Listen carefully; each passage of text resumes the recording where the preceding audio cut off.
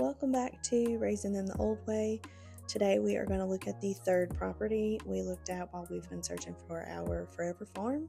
Unfortunately, this one was not the one. Here I am walking through the front of this 2-bedroom, 2-bath cabin. I know, what was I thinking? We wanted to look at it because we were kind of hoping that maybe my mom could live in this one and we could maybe build somewhere else. Well, I don't even think this would have been good for my mom just because she's older, and this was one of the bedrooms. This was the downstairs bedroom. It's very small, has these 2 closets right here. Then once you go back down the hall, there's like a utility room or like a pantry thing that's in there, like right across from the bathroom. And then it leads out into a very small, very cabiny feel. It's just small little living room, small kitchen, small dining room, perfect for maybe a single male or a small couple that, just is looking for this kind of house.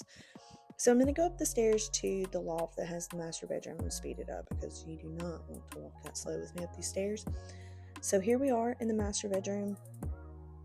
Very, still not what we need. And my mom could not go up those stairs. Here's the shower and the rest of the bathroom, a sink and a toilet. Has a nice view. So I'm going to go back out and go back down the stairs. But before I do, I'm going to look at these, like this open window view that they have. It is absolutely stunning. It was beautiful. To be so small, they really did that to like open up the space. Quickly going down the stairs, and I'm going to take you out onto the deck.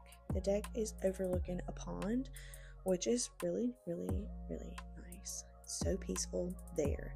However, this property sits on like 50 acres, and at the front of the property is where the barns and some other things were. Unfortunately, it is right on the highway, and so it is pretty loud up at the front. You can hear the traffic. We could also hear maybe some neighbors that were up at the front.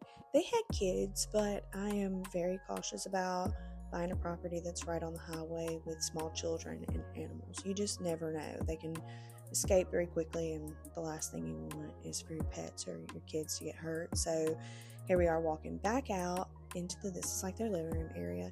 Okay, so here's the front of the cabin, and we're leaving out on the side by side. This is the garage where they keep their canoes and all their tools and park their cars. This is a very wooded space.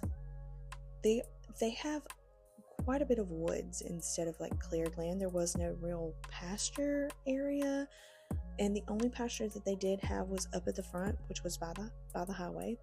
Obviously this is their chicken coop, so they kept their chickens and their pets back here. There was also like a dog kennel off of the property to the left, but the pond was very quiet, very peaceful, super nice. There are 2 of those like gazebo pavilion pier things, so there's one right there behind the house, and then there's one that's off on the other side of the property. Since we kind of realized that this property wasn't going to work for us, we really didn't go way off in the woods to even look at that section, just because we realized while we were riding through here that even though this land is beautiful, it's got some steep drop-offs.